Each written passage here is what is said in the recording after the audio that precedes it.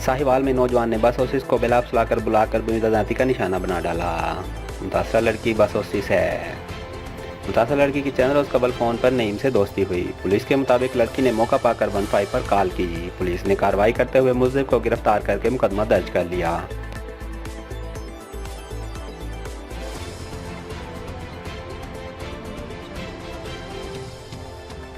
साहिवाल में नौजवान ने बस ऑफिस को बेलाब सुलाकर बुलाकर बेइज्जती का निशाना बना डाला। मुतासरा लड़की बस ऑफिस है। मुतासरा लड़की की चंद रोज़ कबल फ़ोन पर नईम से दोस्ती हुई। पुलिस के मुताबिक लड़की ने मौका पाकर 15 पर कॉल की। पुलिस ने कार्रवाई करते हुए मुलज़िम को गिरफ्तार करके मुकदमा दर्ज कर लिया।